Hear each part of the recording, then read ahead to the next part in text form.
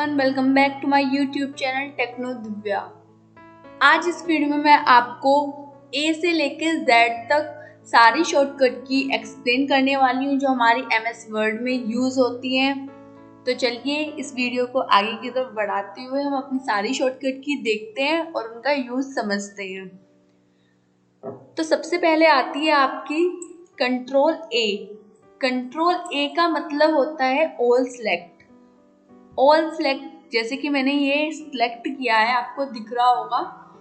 तो ये मैंने अभी एक वर्ड या एक लाइन सिलेक्ट किया है, पर मुझे एक ही टाइम पे पूरा डॉक्यूमेंट सिलेक्ट करना है, तो मैं ऑल सेलेक्ट की हेल्प से करती हूँ और उसकी शॉर्टकट की कंट्रोल प्लस ए होती है। अगर हम कंट्रोल प्लस ए को क्लिक करेंगे अपने कीबोर्ड की हेल्प से, कंट्रोल के साथ ए बटन को हम प्रेस करते हैं तो वो पूरा डाटा एक बार में कॉपी हो जाएगा। जैसे कि मैं आपको करके दिखा देती हूँ। मैंने कंट्रोल प्लस ए किया तो देखिए मेरा जितना भी लिखा हुआ था वो सब एक साथ सिलेक्ट हो गया है। इसी तरह से हम कंट्रोल ए का यूज करते हैं। उसके बाद आता है आपका कंट्रोल बी। कंट्रोल बी से हम बोल्ड करते हैं अपने टेक्स्ट को, और बोल्ड मतलब थोड़ा डार्क हो जाएगा, आपका टेक्स्ट गाढ़ा गाढ़ा हो जाएगा। तो हम ये वाली शॉर्टकट की भी आपको यूज करके दिखा देते हैं। हम अपने टेक्स्ट को सबसे पहले अगर हमें कुछ भी करना होता है, कोई भी फॉर्मेट अप्लाई करना होता है, तो हम अपने कंटेंट को सबसे पहले करते हैं सिलेक्ट, और सिलेक्ट करने के बाद ही हम उस पर कुछ अप्लाई कर सकते हैं। अदरवाइज वो हमारा कुछ भी जो भी हम सिलेक्ट करके सबसे पहले हमें करना होता है सिलेक्ट करने के बाद ही हम उसमें सबसे कुछ भी अप्लाई कर सकते हैं। अदरवाइज वो हमारा जो भी हम उसमें फॉर्मेट करना चाहते हैं वो अप्लाई नहीं हो पाता, क्योंकि अगर आप टेक्स्ट को सिलेक्ट ही नहीं करोगे तो उसको पता ही कैसे चलेगा कि आपको किस चीज़ पे अप्लाई करना है। तो पहले उसको बताना होता है कि हमें इस वर्ड पे या इस लेटर पे अप्लाई करना है फॉर्मेट, तो हम उसको सिलेक्ट करके बताते हैं, तब वो आपके टेक्स्ट को फॉर्मेट करता है। इसी तरह से मैंने कर लिया बोल्ड को सिलेक्ट। बोल्ड को सिलेक्ट करने के बाद अब मुझे ये बोल्ड यूज करके दिखाना है आपको, तो मैं कंट्रोल बी की हेल्प से बोल्ड को यूज करूंगी। तो मैं अपने कीबोर्ड की हेल्प से कंट्रोल प्लस बी करती हूँ, तो देखिए थोड़ा डार्क डार्क हो गया, इट मीन बोल्ड हो गया। तो आपको कंट्रोल बी का यूज भी समझ आ गया है। अब इसको मैं दोबारा से ऐसे ही कर देती हूँ जैसे था ये। उसके बाद आता है मेरा कंट्रोल सी।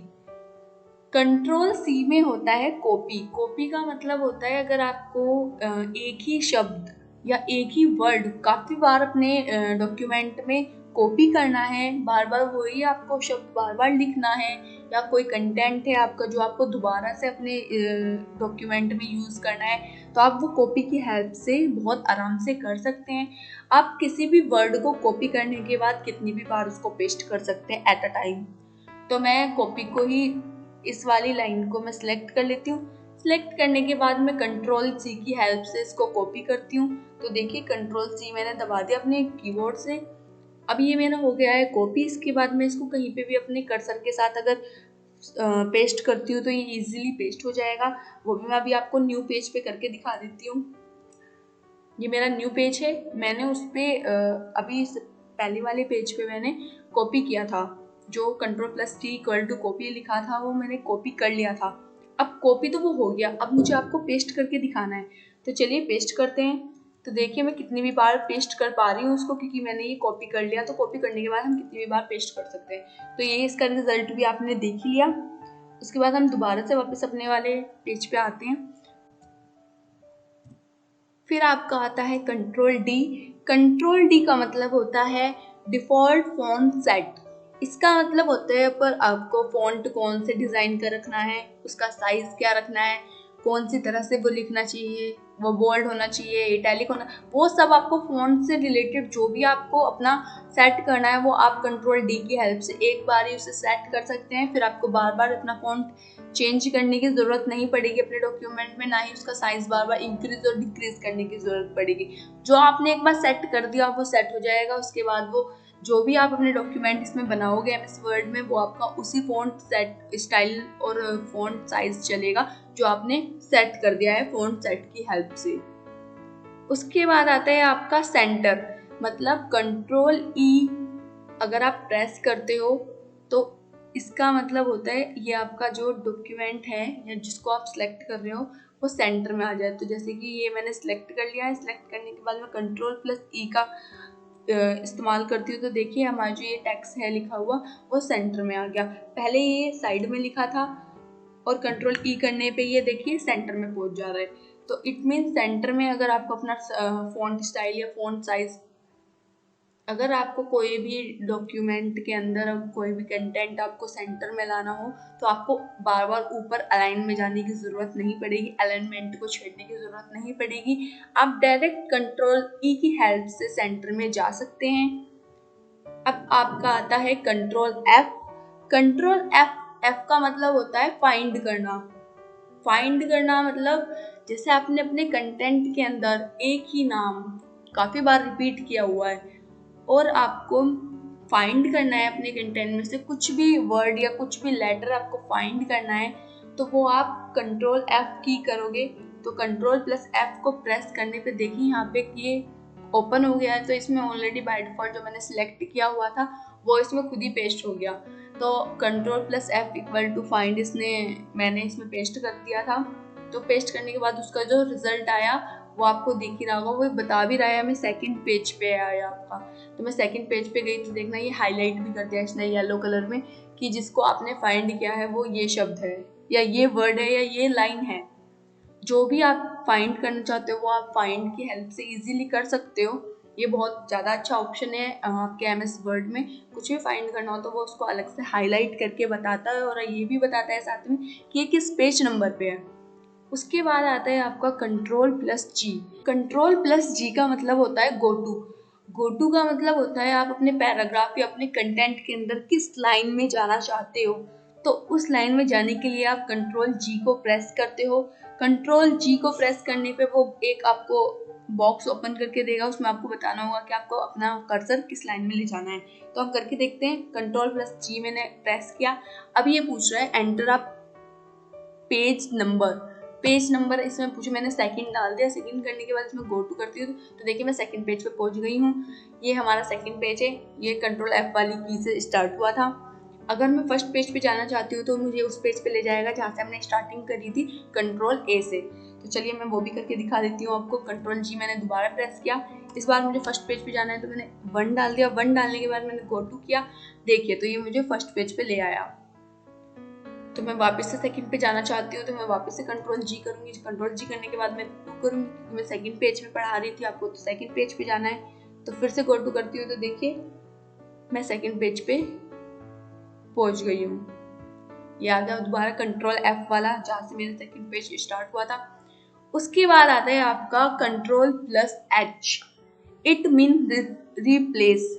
रिप्लेस का मतलब होता है किसी की जगह पे अगर आपको किसी को रिप्लेस करना हो तो आप रिप्लेस ऑप्शन का यूज करके इजीली रिप्लेस कर सकते हैं। जैसे कि आपका कंटेंट के अंदर किसी का नाम बार बार रिपीट हो रहा है या किसी का भी आपको रिप्लेस करना है। अगर आपको I am की जगह माई लिखना है, लाइफ की जगह वर्ल्ड लिखना है या आपको किसी और के नाम की जगह अपना नाम लिखना है तो आप उस वाले वर्ड को सिलेक्ट करोगे। सिलेक्ट करने के बाद आप Ctrl+H की हेल्प से आप उसको रिप्लेस करोगे। देखिए मैं यहाँ पे ऑलरेडी जो मैंने सेलेक्ट किया था वो आ गया, तो मैं इसको हटा देती हूँ।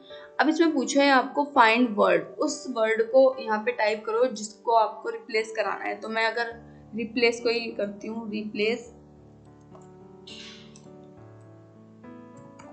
रिप्लेस लिखने के बाद इसमें पूछा है आपको रिप्लेस विद, किस वर्ड के साथ आप इस वर्ड को रिप्लेस कराना चाहते हो।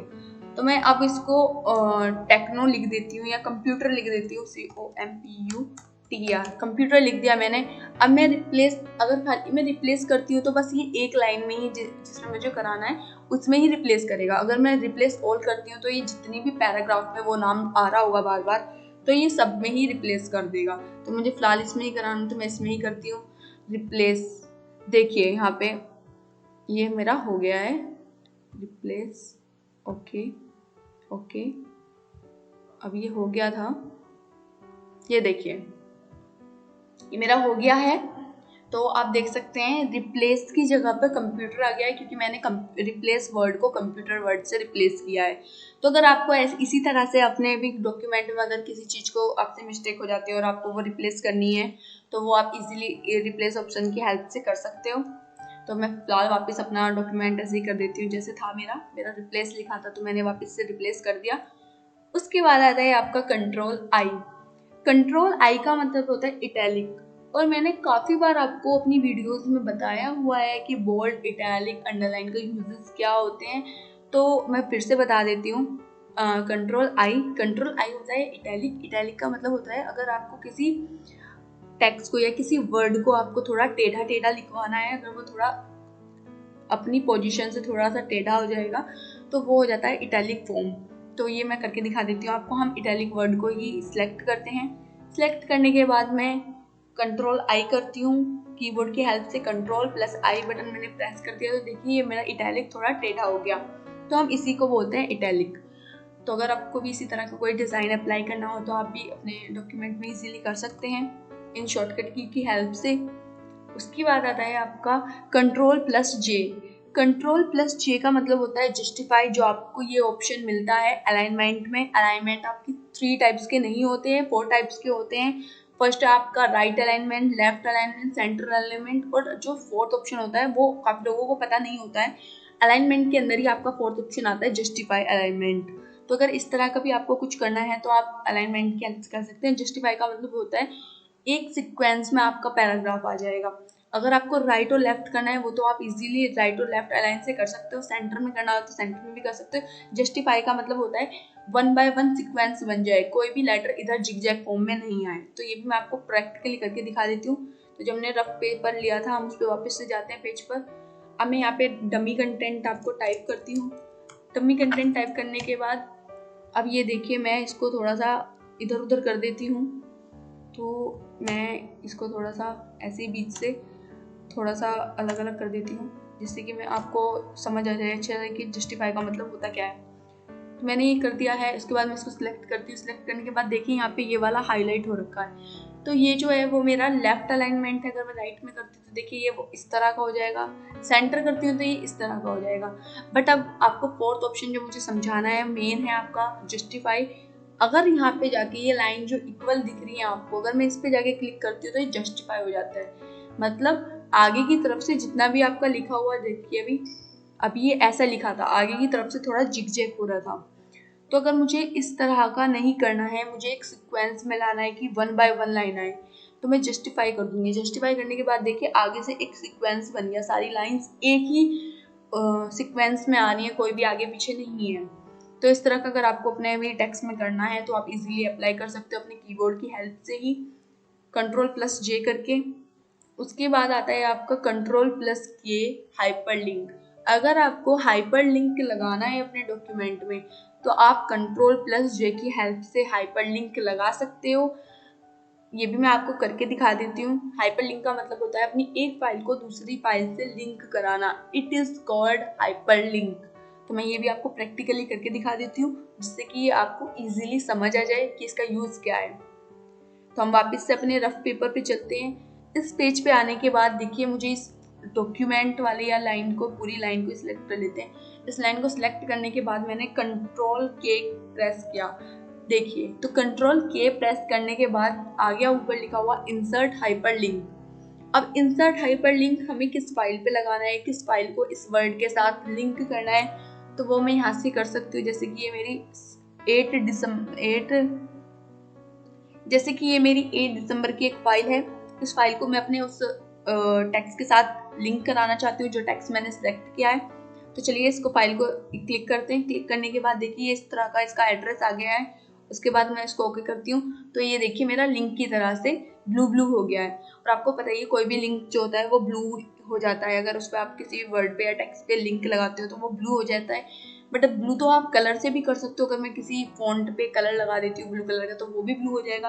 अब इसका पता कैसे चलेगा कि ये लिंक हुआ या नहीं हुआ, तो मैं कंट्रोल की के साथ जब इसके ऊपर जाऊंगी, अभी तो ये एरो दिखा रहा है, पर जब मैं कंट्रोल की के साथ इसके ऊपर जाऊंगी ना तो ये एक हैंड वाली फॉर्म दिखाएगा आपको। जो एरो है ये आपके एक हाथ के तरह का एक बटन आ जाएगा जो आपको छोटा सा हैंड शो करेगा। उससे पता चल जाएगा कि ये लिंक है, क्लिकेबल है। और ऊपर की तरफ भी लिखा हुआ आ रहा है control plus click to follow link. अगर आप इस लिंक को फॉलो करना चाहते हैं तो आप कंट्रोल प्लस की लिंक को टैब करें। तो चलिए हम भी कंट्रोल प्लस की को प्रेस करते हैं। प्रेस करने के बाद देखिए अब मैं इसके ऊपर जा रही हूँ, तो ये एक छोटा सा हैंड वाला बटन दिखाया है इसने। इसका मतलब है कि अब ये आपका लिंक रेडी है, इसको आप क्लिक करके ओपन कर सकते हैं। तो चलिए हम इस पर क्लिक करते हैं। देखिए ये ओपन करने के लिए आ गया है, मैं ओके करती हूँ। तो ये देखिए ये लिंक जिस फाइल से मैंने करा था उस फाइल से ये कनेक्ट हो चुका है। तो मैं इसको हटा देती हूँ, फिलहाल मुझे इसकी कोई ज़रूरत नहीं है, मैंने आपको दिखाने के लिए समझाने के लिए किया था बस। उसके बाद आता है आपका कंट्रोल एल। कंट्रोल एल का मतलब होता है अलाइन टेक्स्ट लेफ्ट। इसका मतलब होता है अलाइन टेक्स्ट लेफ्ट का मतलब अगर आपको अपना टेक्स्ट लेफ्ट साइड में ले जाना है तो आप कंट्रोल एल की हेल्प से ले जा सकते हैं। इसमें आपको बार बार यहाँ पे ऊपर की तरफ जो ये अलाइनमेंट के ऑप्शन दिख रहे हैं इन पे जाने की ज़रूरत ही नहीं पड़ेगी, माउस की हेल्प करने की ज़रूरत नहीं पड़ेगी। ओनली आपको टेक्स्ट को सिलेक्ट करना है, वो भी कीबोर्ड से हो जाएगा कंट्रोल ए करके, और उसके बाद आप कंट्रोल प्लस एल की हेल्प से उस टेक्स्ट को लेफ्ट साइड शिफ्ट कर सकते हैं। जैसे कि मैं आपको करके दिखा देती हूँ। सबसे पहले आपको कंट्रोल ए की हेल्प से या अपने माउस की हेल्प से इसको सिलेक्ट करना है। उसके बाद आप जब कंट्रोल एल करोगे तो ये देखिए लेफ्ट साइड में ऑलरेडी है, तो वो इसलिए नहीं दिखा रहा। पहले मैं इसको चेंज कर लेती हूँ। देखिए मैंने राइट में कर दिया है, अब मुझे ये लेफ्ट में करना है, तो हम कंट्रोल प्लस एल करते हैं। देखिए ये लेफ्ट में हो चुका है। उसके बाद आता है आपका control plus M. Control plus M का मतलब होता है हैंगिंग इंडेंट। इसका मतलब होता है जैसे कि आपका ये रूलर बार अभी मैं ओपन कर देती हूँ, मैंने हाइड किया हुआ है। तो अगर ये आपका जो भी है टेक्स्ट लिखने के लिए आपकी टेक्स्ट की जो स्टार्टिंग होगी वो यहाँ से होगी जहाँ आपका रूलर बार का इंडेंट रखा होता है। तो मुझे इस इंडेंट को शिफ्ट करना है आगे की तरफ, तो मैं इस ऑप्शन की हेल्प से कर सकती हूँ कंट्रोल एम।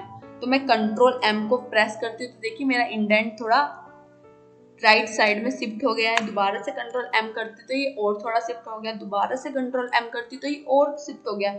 तो अगर इसी तरह से आपको भी करना है, अपना रूलर बार का इंडेंट इधर और उधर शिफ्ट करना है, तो आप कंट्रोल एम की हेल्प से इजीली उसको इंडेंट को लेफ्ट और राइट इंडेंट करके शिफ्ट कर सकते हैं।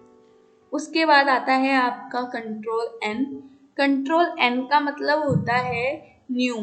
न्यू का मतलब न्यू पेज। अगर आपको डॉक्यूमेंट में न्यू पेज ऐड करना है या न्यू पेज एक और फाइल आपको ओपन करनी है न्यू पेज की, तो आप कंट्रोल एन की हेल्प से कर सकते हो। जैसे कि अभी मैंने आपको समझाने के लिए एक रफ वर्क करने के लिए एक फाइल ओपन की थी, वो मैंने कंट्रोल एन की हेल्प से ही की थी, जो न्यू पेज मेरा आया था। तो मैं आपको दोबारा भी करके दिखा देती हूँ जिससे कि आपको ये ऑप्शन क्लियर हो जाए। तो कंट्रोल प्लस एन मैंने प्रेस किया तो देखिए एक न्यू पेज मेरे सामने बन गया है, बट अभी मुझे इसकी कोई नीड नहीं है तो मैं इस पेज का इस्तेमाल भी नहीं करूँगी। तो मैं इसको कर देती हूँ क्लोज, आपको समझाने के लिए मैंने ओपन किया था बस।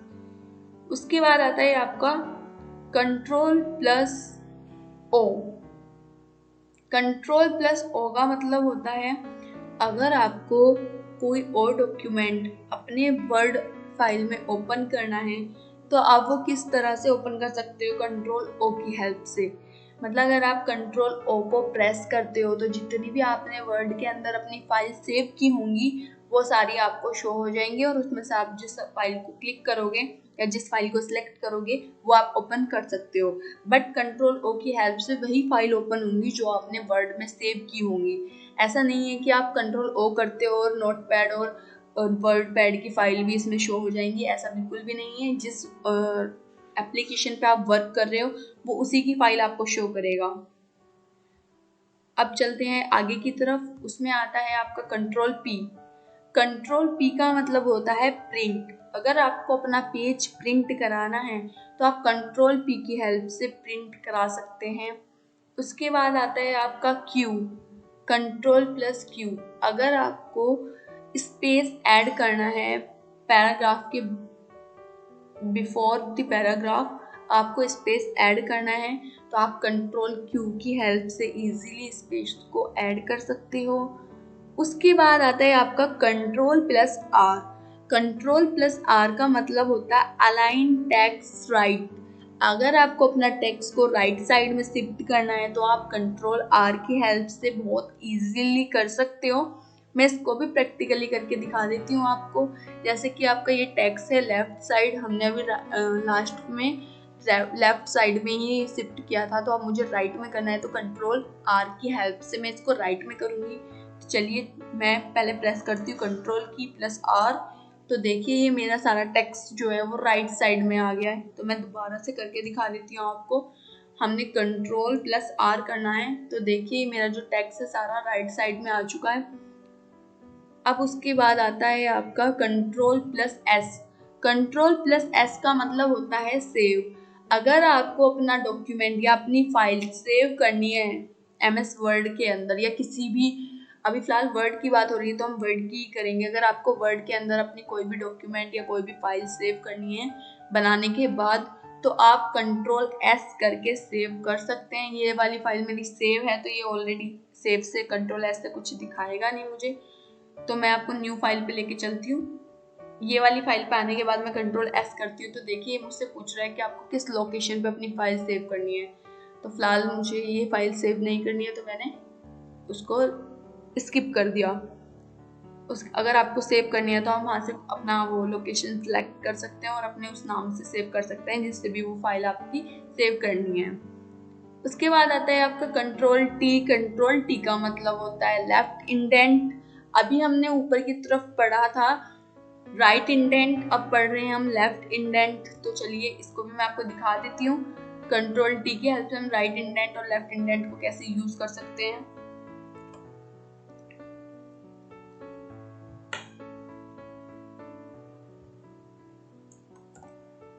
तो ये जो मैंने ऑप्शन आपको बताए थे कि ये दो एरो हैं, एक आपका लेफ्ट की तरफ एक राइट की तरफ है, तो इनको यूज करने के लिए हमें कुछ शॉर्टकट कीज दी हुई हैं।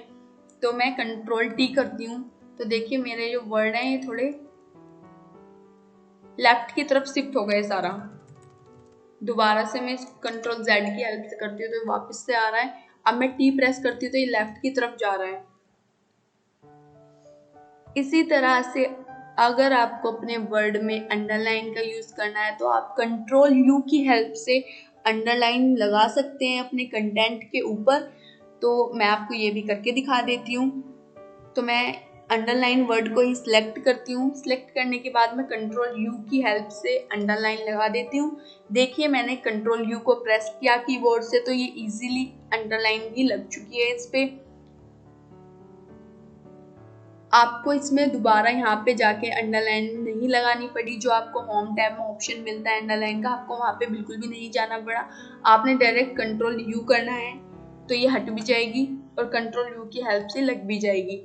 तो आपको बार बार होम टैब या किसी भी टैब में जाने की ज़रूरत नहीं पड़ेगी। आप जो भी है वो आप इजीली शॉर्टकट की हेल्प से ही कर सकते हो। उसके बाद आता है आपका कंट्रोल वी। कंट्रोल वी का मतलब होता है पेस्ट। तो मैंने आपको बताया कि आपको कट कॉपी करते हो तो आपको पेस्ट भी करना होता है। पेस्ट करने के लिए भी हमें शॉर्टकट की दी हुई है कंट्रोल प्लस वी। तो चलिए मैं इसका भी यूज सबको करके दिखा देती हूँ। सबसे पहले मैं करती हूँ कॉपी, तो मैं कॉपी को ही कॉपी कर लेती हूँ। कंट्रोल सी की हेल्प से मैंने इसको कॉपी कर लिया। अब मुझे कॉपी करने के बाद ये पेस्ट करना है तो मैं कंट्रोल वी करती हूँ। तो देखिए मैंने कॉपी को ही कॉपी किया था, कॉपी को ही पेस्ट कर रही हूँ। तो कंट्रोल वी की हेल्प से हम ये करते हैं पेस्ट। तो कंट्रोल वी ऑप्शन हमारा यूज होता है पेस्ट के लिए। उसके बाद आता है आपका control plus W. Control plus W अगर मैं यूज करती हूँ तो मेरा जो ये डॉक्यूमेंट ओपन है ये क्लोज हो जाएगा। फिलहाल मैं इसको क्लोज नहीं करूंगी क्योंकि मैं इसमें से आपको बता रही हूँ, तो मैं क्लोज नहीं कर सकती हूँ। तो आप अपने डेस्कटॉप में कोई भी ऐसे ही फाइल ओपन करके कंट्रोल डब्ल्यू कर सकते हैं। कंट्रोल डब्ल्यू करने पे वो फाइल आपकी क्लोज हो जाएगी। उसके बाद आता है आपका कंट्रोल एक्स। कंट्रोल एक्स का मतलब होता है कट। कट का मतलब होता है आप अपने डॉक्यूमेंट में कंटेंट या किसी लेटर को या किसी वर्ड को एक जगह से कट करके दूसरी जगह पर पेस्ट कर सकते हो। वो भी आप अपने कीबोर्ड की हेल्प से इजीली कर सकते हो। जैसे आप अपने कीबोर्ड से कंट्रोल प्लस एक्स को प्रेस करोगे तो वो वर्ड आपका या वो कंटेंट आपका या वो लाइन आपकी वहां से कट हो जाएगी जिस जगह पे वो रखी हुई है या लिखी हुई है। उसके बाद आपका कर्सर का पॉइंट जहाँ पर भी होगा वहाँ पर वो पेस्ट कर देगा कंट्रोल V की हेल्प से। तो चलिए वो भी मैं आपको करके दिखा देती हूँ प्रैक्टिकली, जिससे कि आप वो इजीली समझ आ जाए आपको। तो हम अपने रफ पेज पे जाते हैं। रफ पेज पे जाने के बाद मैं Ctrl+C को करती हूँ कट। तो Ctrl+X प्रेस किया तो देखिए Ctrl+C यहाँ से हट चुका है, क्योंकि ये मैंने कट किया है। और कट का मतलब होता है एक जगह से हटा के दूसरी जगह पे लगाना। तो अब हमें एक जगह से हटाना पड़ा इसको। Ctrl+X की हेल्प से मैंने इसको यहाँ से कट कर दिया है। अब मैं Ctrl+V की हेल्प से पेस्ट करूंगी। तो चलिए अब यहाँ पे हम, जहाँ पे मेरा कर्सर का पॉइंट है, दिख रहा होगा आपको मेरा कर्सर, अब इस जगह पे मैं पेस्ट करने वाली हूँ। तो Ctrl+V करूंगी तो देखिए मेरा Ctrl+C यहाँ पर पेस्ट हो गया। Ctrl+C आपका कॉपी के सामने से हटकर यहाँ पर पेस्ट हो गया, जहाँ पर मेरा कर्सर का पॉइंट था। उसके बाद आता है आपका Ctrl+Y। Ctrl+Y का मतलब होता है रीडू। रीडू का मतलब होता है अगर आपने अपनी कोई फाइल या अपना कोई वर्ड अगर आपने रिमूव कर दिया है या हटा दिया है या बैक स्पेस की हेल्प से हट गया है, वो आपको वापस लाना है, तो आप Ctrl+Y की हेल्प से उसको रीडू कर सकते हो, दोबारा से कर सकते हो। दोबारा रीडू का मतलब क्या हुआ, रीडू, दोबारा से डू कर सकते हो। तो इसी तरह का यही आपका सेम Ctrl+Z है। Ctrl+Z का काम होता है अंडू। अंडू का मतलब होता है एक स्टेप बैकवर्ड जाना।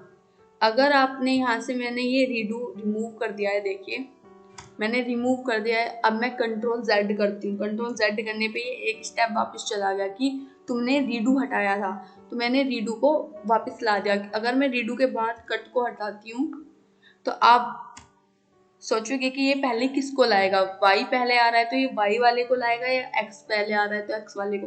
तो ये एक स्टेप बैकवर्ड जाता है। तो एक स्टेप बैकवर्ड जाने का मतलब, मैंने अभी बैकवर्ड मतलब एक स्टेप पहले इसके मैंने X के सामने से कट को हटाया है, तो ये कट को पहले लाएगा, उसके बाद वो Y को लाएगा। क्योंकि जो पहले हटाया है, जो इसकी नजरों में पहले होगा, मतलब पहले ये नहीं कि मैंने ये पहले हटा दिया, ये सेकंड नंबर पे हटा दिया, पर इसके लिए तो ये ही पहले हुआ ना, तो ये इसको ही पहले लेके आएगा। तो आप जब प्रैक्टिकली करोगे तो आपको ये अच्छे से समझ आ जाएगा। ये काम होता है, ये आपकी हुई A से लेके Z तक सारी शॉर्टकट की कंप्लीट, जो आपकी MS वर्ड में यूज कराई गई हैं, और इनकी हेल्प से आप MS वर्ड को बहुत इजीली यूज कर पाओगे। आपका MS वर्ड आपका बहुत इजी हो जाएगा। शॉर्टकट की हेल्प से आप अपना कोई भी वर्क बहुत इजी तरीके से कर सकते हो। जिस काम में आपको 10 मिनट या 20 मिनट लग रही होती हैं, वो काम आप 5 मिनट में कर सकते हो। शॉर्टकट की आपके काम को बहुत ज़्यादा आसान बना देती है, इजी बना देती है, इसलिए ही हम शॉर्टकट की को ज़्यादा से ज़्यादा यूज़ करते हैं। तो अच्छा होगा आप भी अब इन शॉर्टकट की को नोट करें, नोट करके इन शॉर्टकट की का इस्तेमाल करें, तो आपका वर्क भी आपके लिए बहुत ज़्यादा इजी हो जाएगा। Thank you for watching my video. Comment, share, subscribe and press the bell icon for new update.